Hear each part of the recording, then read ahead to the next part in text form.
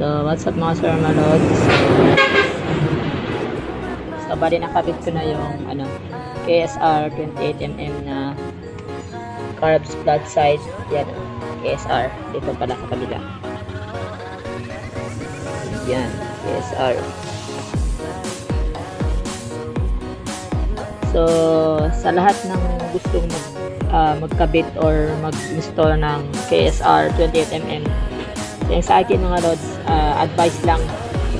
Kasi kapag pinakabit mo siya mga sir, mga lods, bali yung problema nito, lalo na pag stock pa yung makina, okay sa minor, may minor siya, pero kapag tinaasan mo na yung binirit mo na yung silinyador, bali namamatay siya. So naging problema lang nito mga sir, mga lods, is yung pilot jet. So yung ginawa ko, kasi yung stock jet na sinasama ng is 118 yung main jet, tapos 34 yung pilot jet. So ito siya mga sir, mga lods. So bali meron akong pilot jet.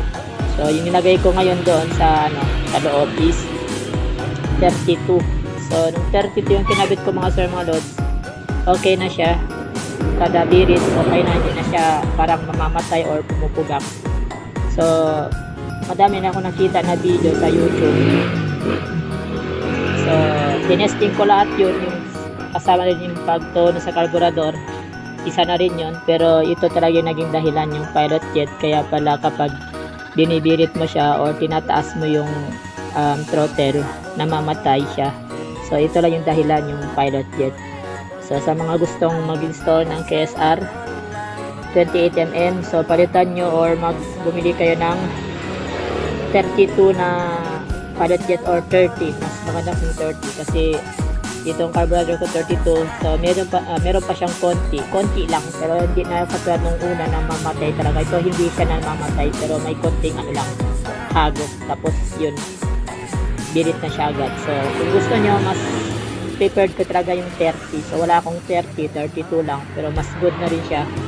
Then sa gasoline consumption naman mga sir, mga lods, okay naman siya. So stock adjustment pa lang, hindi ko pa nagagalaw. So okay naman. So yung kalahating liters natin, umaabot siya hanggang 20 kilometers. Inaabot niya yun. So para sa akin, goods na yun sa ganitong mga carbs na malaki, goods na yung ganong kain consumption sa gasolina. So pwede naman patipirin mga sir, mga lods, depende lang sa inyo. So yun lang mga sir, mga lods, konting tips lang para sa gusto mag-install. So peace out.